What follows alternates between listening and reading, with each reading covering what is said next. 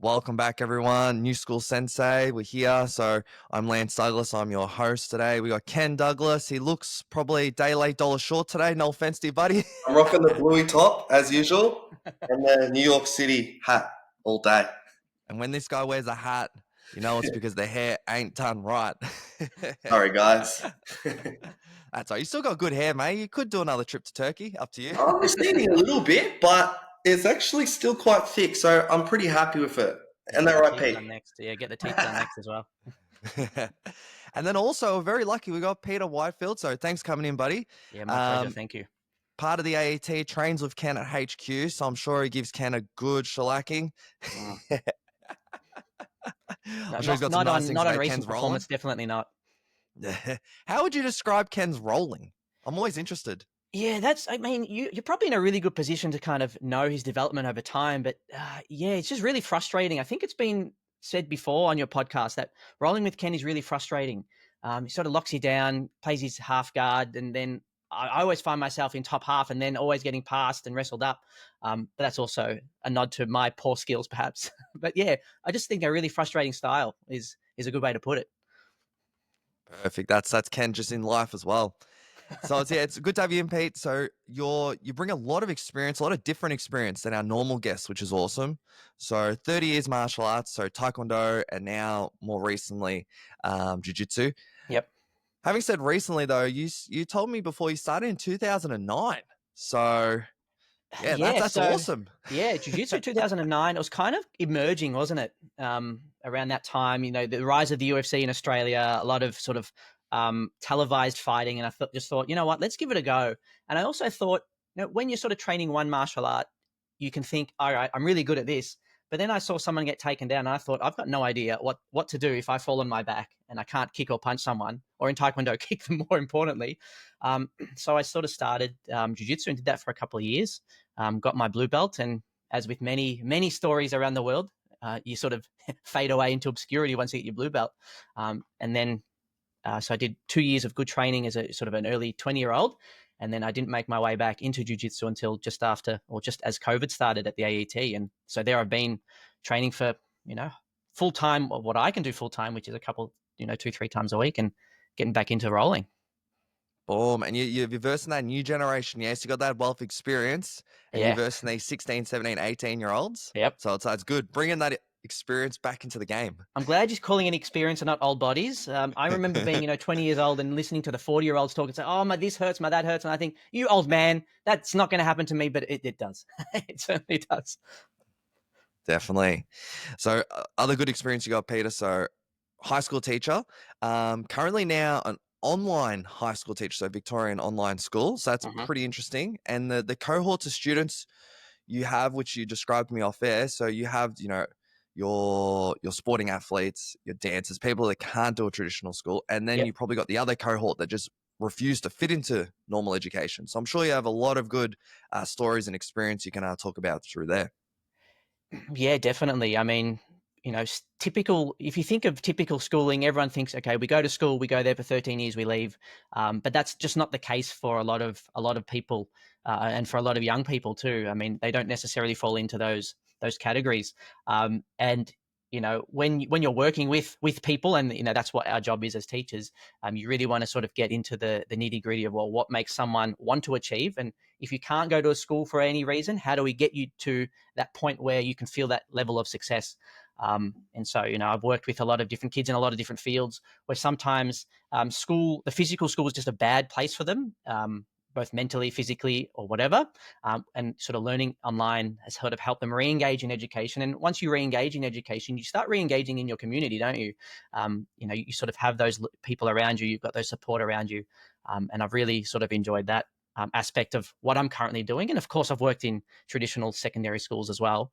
I think it's also important to mention, I guess part of my background is why am I a teacher? Both of my parents were teachers, or they started in teaching and then moved on into higher education. And then I've got a younger sister who also went into teaching. So I think it's very much in our job, in our blood is this job. I think this will be, one of the jobs which I'll have forever, definitely. Wow, are you born to be a teacher? I think so. I mean, my first job was a Taekwondo instructor, And then a year into that, I thought, hey, this is pretty cool. I reckon I could do this for a living. And then I just sort of, I don't think I've stopped teaching since the age of 15 at some point. That's just kind of been what I've been doing. They got you at Hall's Taekwondo early, yeah? Yeah, that's it. Like classic story of everyone. You get in as a kid. You think about why you guys started. I mean, I started because I liked the Teenage Mutant Ninja Turtles and the Power Rangers, right? As an 8-year-old. And then you walk through the door and then you get to actually kick and punch someone. That's pretty awesome. You get to roll around and do flips and stuff. That's pretty cool. And then I just never left. Have you got the same experience? Ken, do you remember how we started martial arts? To be honest, I can't really remember because we were so young. We were like 4 or 5, and our mum just started us. I think mum just drove past. Yeah. Yeah, she just started us up, and we've been doing it for like 30 years as well, to be honest. So, yeah. I remember we started with gymnastics for, I think it was a term, and we just hated it, like really hated it. And then we just started karate and just loved it. Yep. So, yeah, and then, Asian mum didn't realize you had to, it's good to not specialize early with martial arts. Actually good to play other sports, but Asian mum, 6 days a week. This is what you're doing. This is what I paid for. This is what you're doing. Yeah, and you also better be good at it. And Lance, I also think it's because we weren't particularly athletic. So we tried out for the basketball team, the local Altona Kings, whatever they're called back in the day. Basketball team. They said we're too short. Literally. Crazy back then, yeah. So essentially me and Lance only did individual sports. Karate, tennis, and swimming. So for us, yeah. Yeah, and look, but once you stay, that's it. I think once that buy-in is there, you're not going anywhere, especially once you're sort of in it and then you get to sort of do it. I mean, I did baseball for a little bit. I did tennis. Swimming, I think, is a must for, anyone who lives in Australia. We've got beach everywhere. You got to do those things. But then martial arts was the one that's always been consistent. Like whenever anything else changed, martial arts was consistent and, it was always there. Yeah, it's good. So bringing it back to the martial arts. So Peter, you got the experience. The other experience I didn't say is you teach the teachers. So you're a teacher at Victoria University. So I the work education part-time part there. of it. And that's been a really interesting kind of experience because when you have to teach someone your craft, if it essentially is what it is, you have to be, you have to understand what you know, as well as be able to explain it in a way that other people can sort of say, oh yeah, I understand that, and put that to the test. Now, you've worked with other instructors, you've worked with each other, you've worked by yourself, but it's not until you start teaching people the ins and outs that you start to then reflect on yourself. It's like, okay, well, what do I do that's really good? Or what do I do that I can pass on to somebody else that I think is really good? And I guess the biggest thing I've learned is not everything that I do will work for somebody else. So it's important to know that there are lots of different ways, but I need to be across many of them, even though I might not necessarily either agree with them or do them, but I need to be aware of that and, be able to communicate that. So I think that's important when you have that self-reflection. And then at the end of that is, hey, I can give you a skill that you can tangibly take away to be better at your job, at your teaching. Yep. Yeah, I guess it's same as jiu-jitsu. Like, coach might show you some things, but end of the day, you got to make it work for yourself. Hey, that's it. Yep. That's exactly so right. So today you're our coach. Let's run us through. So from your teaching experience, what do you feel, maybe not just for me and Ken, but just as an industry as a whole, what can we as martial arts learn from the teaching profession? The guys that actually go into uni, doing their degree, doing their masters, getting deep into the research. What can us sweaty, staff-ridden jiu-jitsu people, what can we learn from you academics? Well, yeah, I guess I've got a bit of experience in being sweaty myself on the mats. Look, what I think martial arts does really well, and if you think of the overview of a lesson, right? You start with an explanation, you demonstrate a technique, students work through it, guided, then they work through it independently, and then you got free play, right? That's, would you agree that that's a pretty general approach to sort of a class? Yeah, stock standard, yeah. Definitely. Pretty stock standard. And I think martial arts does that better than teaching because you have that free play aspect and you have the doing aspect. I mean, sitting in a classroom where you're surrounded by 4 walls for an hour and a half is not necessarily going to be the same sort of emotional state as being able to actively and physically do something. So martial arts already has that one up on sitting in a classroom. Now, people might, argue with me and say, oh, you can sit in a room and do really good stuff. Yeah, you can. Of course you can. But that aspect of doing, I think, is really core part of a tenet of martial arts. But I think where the opposite can sort of come in is, all right, well, there's obviously not a whole lot of writing or reading to do once you're sort of learning and studying. So is there an aspect of like the culture of your sport that you want to bring into your particular organization? Is there a history that you want to bring in? Is there a reason behind sort of doing something that is written? Is there something written on a wall that you can read and say, okay, this is, what we're doing? And I want to use the example of sort of a plan. You'll have a plan of what you want your students to do in a term. Let's say we'll do a term, where they are at the start of the term, where you want them to be at the end of the term. I think what teaching does really well is set those goals and make them really visible, but they're recorded somewhere. So what we potentially might not do in martial arts is actually record and write down your goals. What is it that you want to achieve in these 10 weeks or 20 weeks or year, whatever it happens to be? And is it visible for you? Because we know as humans, if you see something, it's going to trigger that memory. So I think setting clear goals and having tangible goals is really important, because you might sort of, I've had a chat with a lot of students, both in martial arts, in teaching, and I say, okay, what's your goal for the term? I don't know. Okay, but you're here. So what is it that you want to get out of this? I just, I'm either told to be here or the answer is whatever. But, let's set a clear goal. Okay, for the next 4 weeks, you're going to come twice a week for the next 10 weeks. At the end of this, I want to be able to do A, B, and C. Let's write that down. And so then we can check that back in 10 weeks time.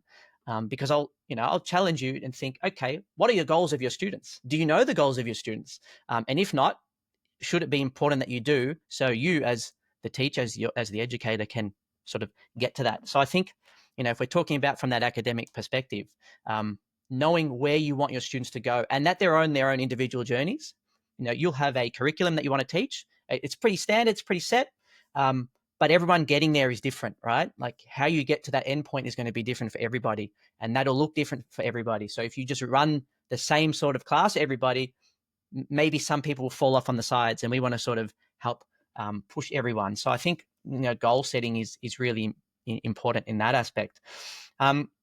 Another one is, and I just thought about this recently, is when students have questions, who else do they go to if it's not the teacher or the instructor? So who else can they go to in the class that can give them those answers? And sort of building in that, in the classroom, you might have felt as teenagers yourselves, boys, or anyone listening, a teacher might have said to you, turn to the person next to you and have a conversation, or have a chat, or, pair off with someone, or I'll pair you off and we're going to have a chat about your learning. I think it's also important that, your peers can be good teachers as well for you. And that especially younger students, they love talking, right? They're social, they're happy, they're bubbly, they want to sort of have that conversation. Are we building in times for students to talk with each other about what they're learning, and just make it about the learning? Because, we love the sport, they love the sport. How do we get them to sort of kind of interact with each other? And what we tended to find was that sometimes students learn better from their peers than they do adults. That's just the nature of learning. Hey, I might look at Ken and he's shown me this move, but he's my instructor, so I think he might be a lot better than me, but I can't do it that way. But, my friend, Timmy next to me shows me this different thing. It's like, oh, I can understand Timmy, but I can't, necessarily get what somebody else is saying. So I think those two things, that's what I would see as sort of two really good ways of bringing, that teacher in me, those sort of skills into this sort of martial arts atmosphere. Yeah, Ken, did you want to talk through some of those points? Yeah, I think that's super cool.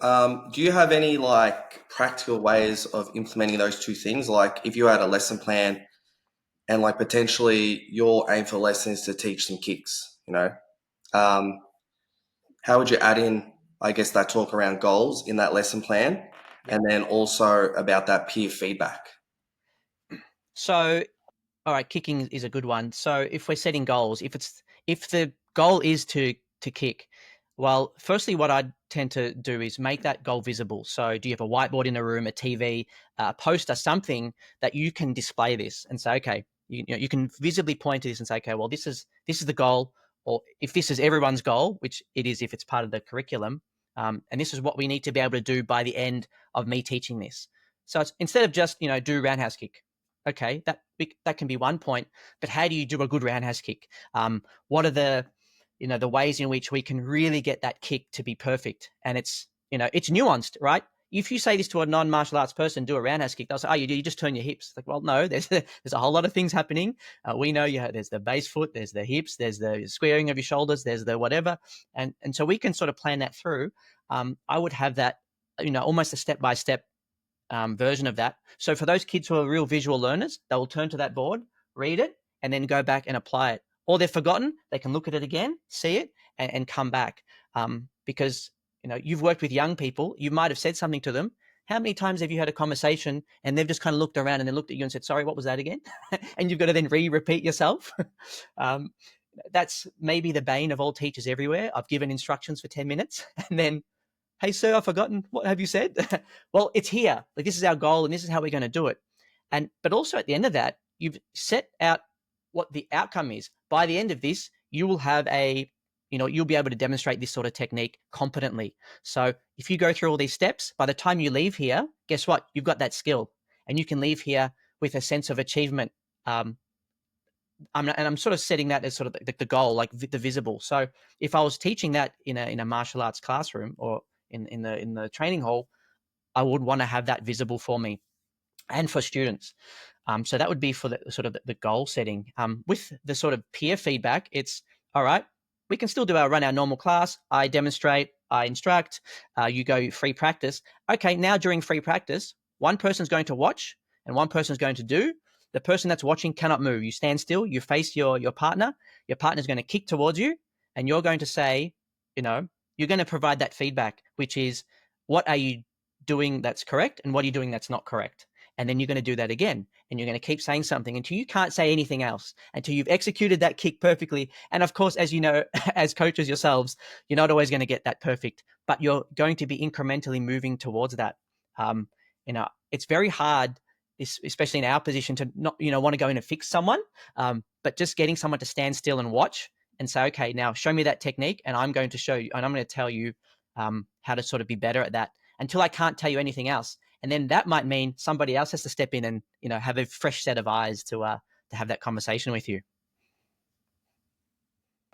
Yeah, I think that's gold. Yeah, Lance, what's your thoughts? Like, we used to use the whiteboards a lot back in the day. Like, we have whiteboards. We used them back in the day, but we don't really use them too much now. Maybe because we got a little bit of fatigue from using them from all those Zoom classes, yeah? We had the whiteboards out. We didn't want to touch a whiteboard ever again because, look, all of our lesson plans are on the whiteboard while we're doing the Zoom classes. But I think it's gold. What do you reckon, Lance? Yeah, it's we can definitely, that's an easy thing to add, just because all coaches will have a goal for the session. So just write it on the board. Sometimes I'm thinking for jiu-jitsu, sometimes, coach will have a goal playing guard, but then the students like, really, I bought this BJ Fanatics instructional on the back. So, yeah, I'm playing guard, but I'm really focused on taking that back. Or I know Ken, like, he's working half guard. So maybe the class is working Del Heaver or knee shield, and he's just going to go straight to his deep half. Or even worse, Ken, like, you're working close guard, class working half guard. You're like, yeah, no worries. Start half guard, transition to close guard, then get into your real training. Yep. But it is, I guess it is good because then the students get a sense that the coach has actually got something planned. I know a lot of coaches will just come in and kind of freestyle. So yeah, I reckon it's an easy thing to test out. I reckon I'll test it out next week. And look, there is definitely a part where freestyling works, right? Like there'll be definitely sessions that come up and you think, you know what? There's been a lot of questions over the last little while, and let's just address those now, and let's just do those and workshop those, because I think it's important to not just, skip past the technique just because it's now gone, past your curriculum. If you don't know how to punch and then, you've left that and it's like, oh, well, no, this is a core skill that I need to know. But definitely having a plan, it means, as a student, and I come into class, I know what I'm going to be getting for that week as well. I think, that consistency is very core. And we see this in schools a lot. I mean, if you walk into a classroom and your teacher's just all over the place, you're thinking, well, I'm just going to muck around now because if they don't know what they're doing, what hope do I have of what I'm doing? But when a teacher sort of comes in with a clear goal and sense, the students generally, I'll say generally because it's not always the case, but they're generally going to want to go along with you for the ride, which is, okay, I know where I'm going. I've definitely been in a classroom situation where I've thought, oh my God, I don't know what I'm doing here because I haven't necessarily prepared for this. And it shows, right? Think about when you're a student watching your instructor, your teacher, and they're just kind of muddling through. You think, well, why am I listening to this fool? Maybe you wouldn't necessarily call them the fool out loud because they are your coach. But, you're thinking, well, what am I doing here? I don't actually have this connection to success, perhaps. Yeah. And the other point you brought up, so getting the students to be teachers themselves. So I got a story just from a recent class. We've got a new white belt. He's struggling through a technique, and then his uke, so his partner's also struggling. So they come up, they ask for help, and then Ken knows, like, I don't actually like giving out answers. I want them to figure it out themselves. And then a lot of new students hate that. Like, maybe you got a 45-year-old, he's a corporate professional. He can only get in twice a week. He's only got 2 hours of jiu-jitsu in him. And he doesn't want to muck around, trying to figure stuff out. So I've told this new student, just give your partner some feedback, help him out. And he looks at me and goes, I don't know what I'm doing. And then I could see on his face, it was like as if I embarrassed him. Yep. And he felt a bit like humiliated. Yep. So, what I then did, I kind of just described, like, anyone can give feedback. So I just showed him, like, if you push me, my hand goes out this way. You push me this way, my body goes that way. So I told him, just tell him what your body's doing. Yeah. Yeah. But he took it very personally. And I know, getting particularly new adults to be teachers, to give feedback, a lot of them haven't done it. Like, their entire, like, lens of viewing, like, being a student is, teacher up here, Yep. student down here. Teacher is going to transmit knowledge. Yep. So actually getting adults to be teachers within the class, I've found, particularly new white belts, very, very, very hard. Like, I've lost a lot of white belts. So, but with me, to be honest, I do care, but I'm still going to keep running the same program. So, yeah. Well, look, I think that you raise a really good point. You forget how to learn when you're an adult, right? Sometimes, like you said, if you've only seen education as you talk, I listen, then that's already a flaw in the system. We're trying to move away from that in schools, which is the teacher is not the font of all knowledge, right?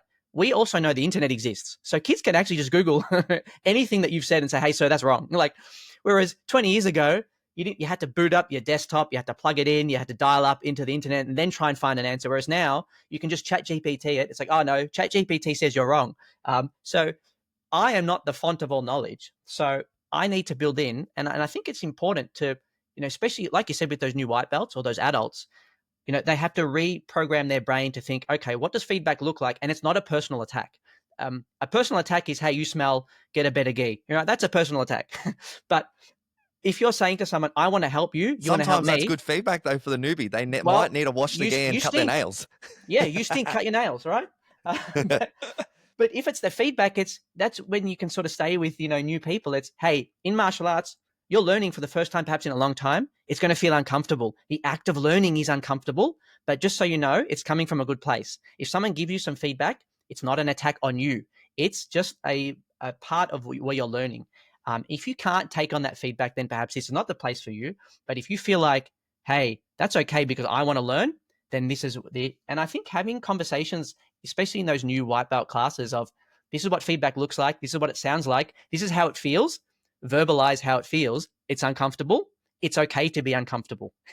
That's how we learn. You're never going to necessarily learn something if you're just like, I'll just give it a go. And if it doesn't work, it doesn't matter. No, we want you to have that buy-in.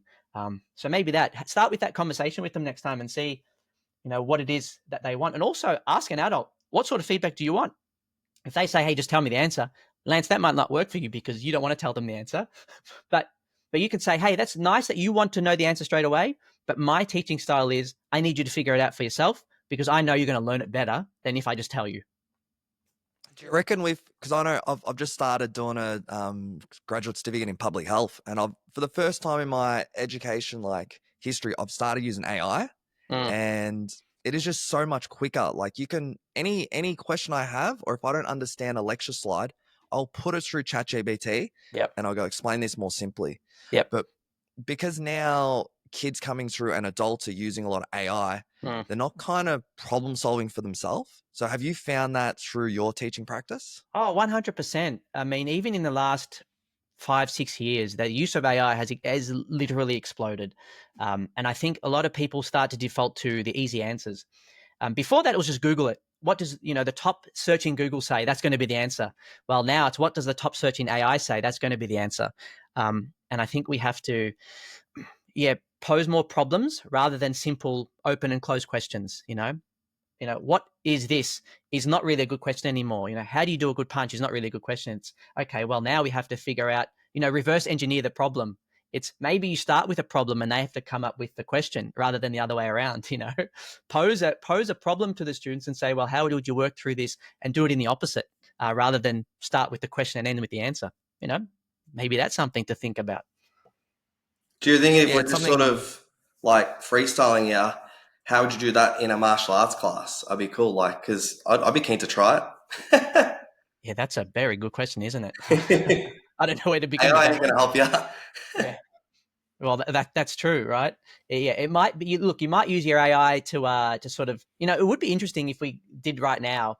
What is the best takedown in jiu-jitsu? What does AI say? And then if you crunch all those numbers, is there something that we can gain from that? What's the best guard to play from this position? Does AI actually have a part to play, or is it just a bit, doesn't really matter? Like you said, when we're in free play, AI is not going to help you when someone's giving you the mother's milk. Yeah, I think if I'm just freestyling, having to think about that, I would probably do a scenario, and I just ask the students, who can point out the key things I did wrong that led to me getting swept or something like that. Yep. Because then that really forced them to think. They actually got to watch it and go, okay, maybe you didn't put the whizzer in, or all Yep. that sort of stuff. So that's probably something that we could do. Yeah, and you've said a really good point, which is start with misinformation, because this is a good teaching strategy as well. How often have we been in sort of training at HQ, and Coach Ninos has said, "Okay, I'm going to do something. Tell me which part of this I'm doing wrong," and then you sort of point that out. Yeah, do something completely incorrect, and that's when you get the students to say, "Hey, that's wrong. This is wrong." Start with the wrong thing, and that's a really good way to sort of problem solve, which is, well, why is it not working? Like you said, where's the arm? Is it got to be here? It's got to be there. And I quite like doing that as well. And also the thing with that one, you can target that learning to people too.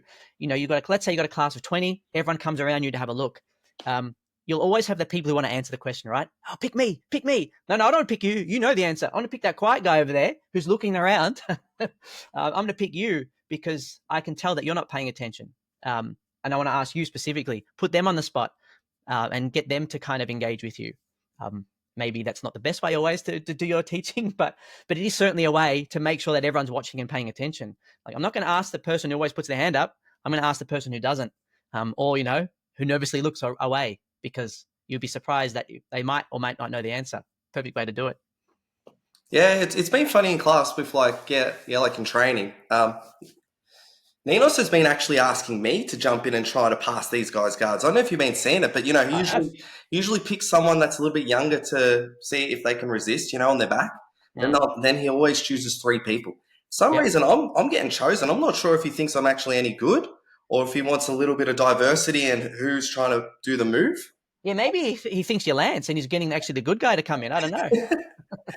Ain't me anymore. No way. Especially if it's like I think the latest one I think it was Dylan, very good purple belt. I think we started in a 3/4 mount, so the knee's out, and we got to try and pass him. And I think it was me, Mohammed Bekai, and maybe I can't remember the other person, but Was none it of us D? could do it. It might have been D, actually. I'm not sure. Maybe D, but it's it is an interesting way. And then Ninos comes in, bang, just like it's like a hot knife coming through butter. Yeah. Yep. And it makes you feel silly sometimes when you look and think, wow, that's so easy. Why did I not think of that before? Well, that's because you haven't been shown that, or you haven't practiced that consistently. But you notice the way that he sort of makes that look easy, but it also doesn't make you feel bad, right? And this is a mark of a good coach, and that's what Ninos is. He's a very good coach, a world-class coach. Because think about that emotional feeling of you as the student, right? And Ken, you're both in a really good position because you are both the student and the master, right? At different times of your day.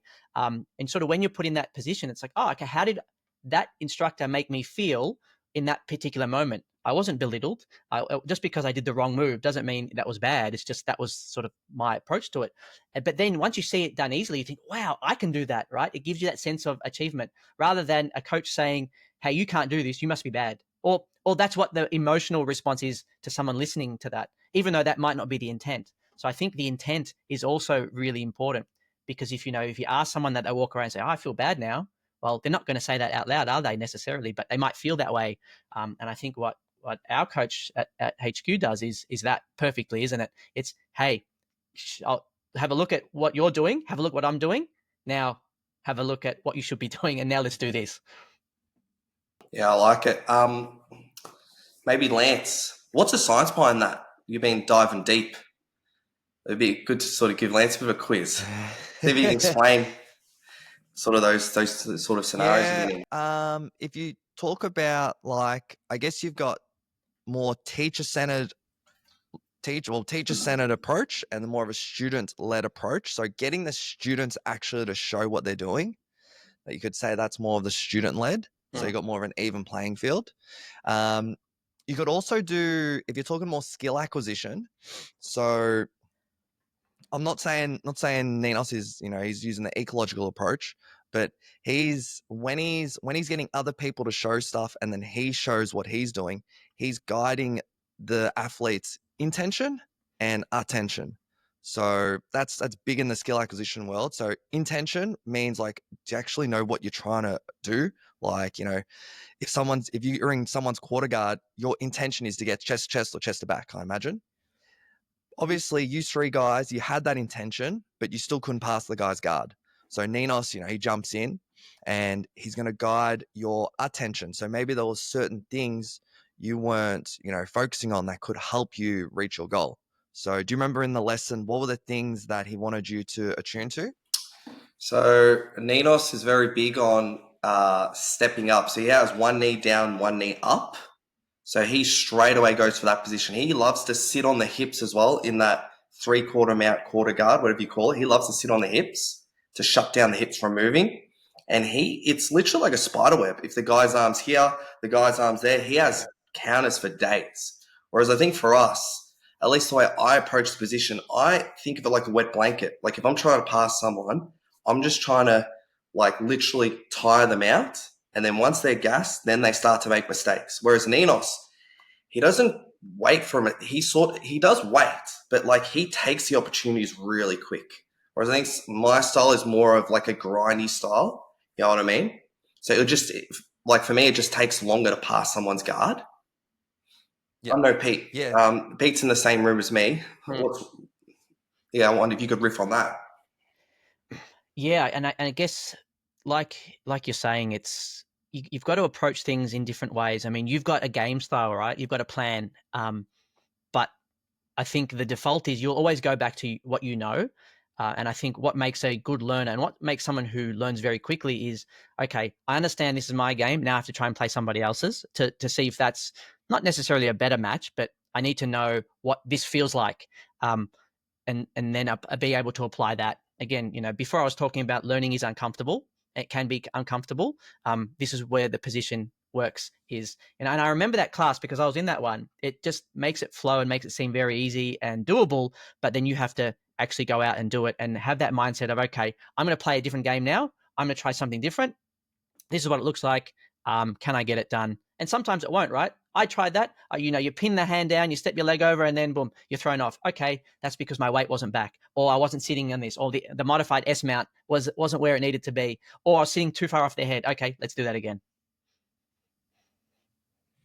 Yeah. So yeah, I guess, Ninos is a good example of a coach. If you really want a coach just give you all the answers, just go BJ Fanatics. You Mm. can watch at your own time.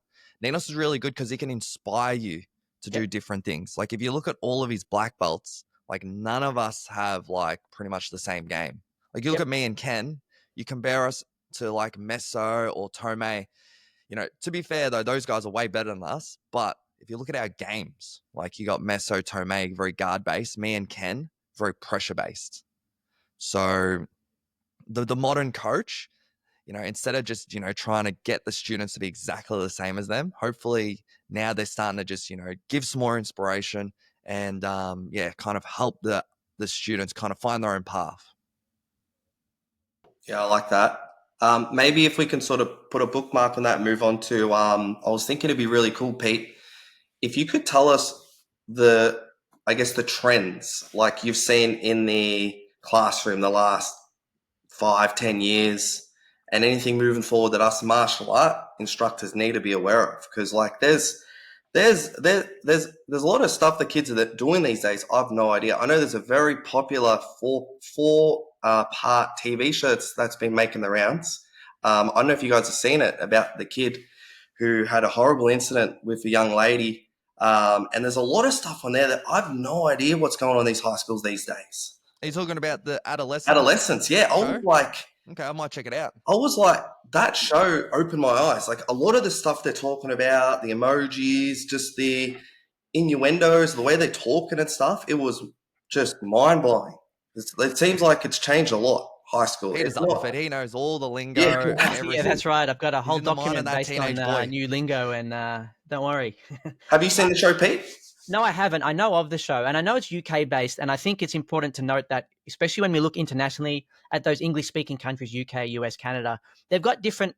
Even though we share a very similar language, our cultures are completely different. I feel like we're not similarly placed. But that's not to say that in Australia or where we live in Victoria that there aren't sort of these trends that are emerging. And I think, you know, you you never you don't actually know when it is that you become that old person. It's like back in my day, when you hear someone say back in my day, you know that they've already lost the plot, right? Back in my day, music was good. Well, that's only contextual, because back in the 50s, people were saying music was good too. But, anyway, I think one of the biggest ones that's coming through now is, ask a young person to call someone on the phone, right? To call a business, to call someone and have a conversation. They're very, and I use this in a sort of a broad term, they're more perhaps wary to do that, whereas an email or a text will suffice, or an online form might do it. Booking your own doctor's appointment as an adult when you've never done it, it's like, So they're not calling anymore, well, essentially. well, that's it. No one's calling. I remember when I was young and I wanted to talk to my friend, I'd have to call his house. There was one phone in the house. I'd have to call his house and speak to his parents, whoever answered the phone, and say, hey, Mr. So-and-so is, my friend there.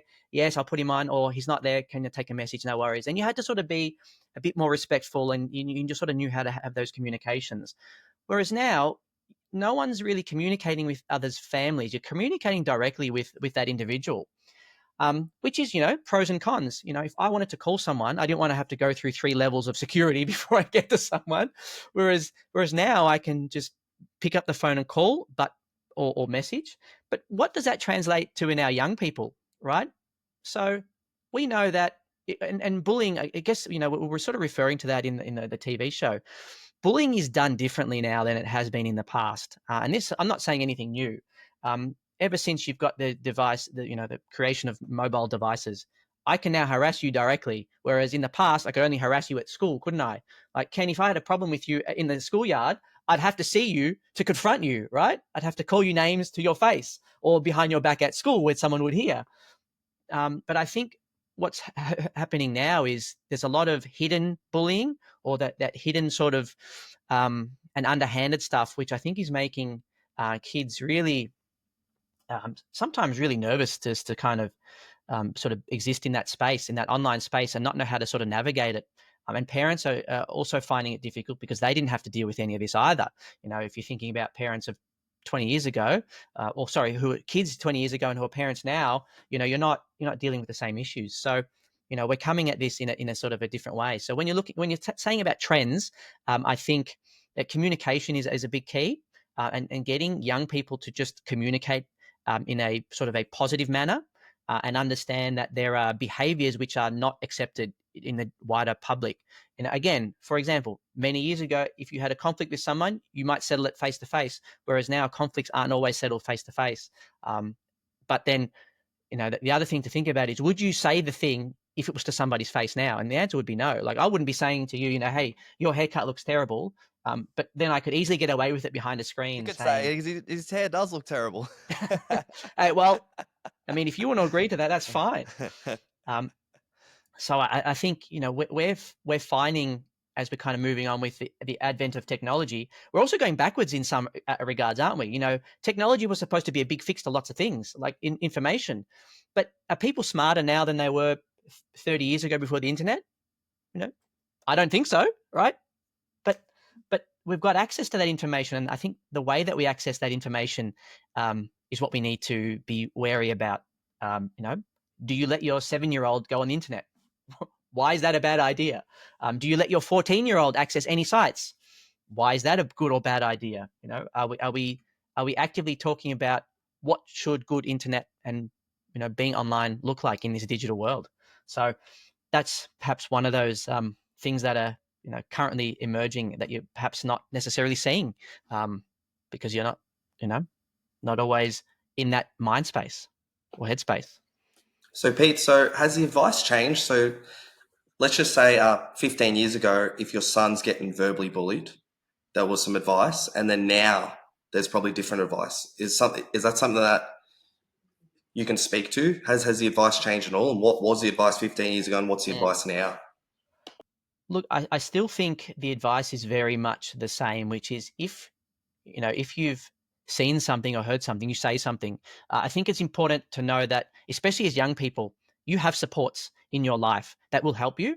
And I think it's important not to keep these, which can be quite terrible, things to yourself. If you're holding a lot of these terrible feelings and emotions, it'll manifest in some way that you don't necessarily see or don't necessarily like. And sometimes I feel like young people find it difficult to reach out to someone and say, hey, this is what's going on in my life. I need some help. And it's okay to reach out for help. And you might think, well, now I'm telling on someone. Well, you're not telling on anyone. They're doing the wrong thing to begin with. If someone was throwing rocks at your car, you wouldn't just say, oh yeah, that's fine. I'll just let that happen. Like, they're scratching your stuff. They're breaking your stuff.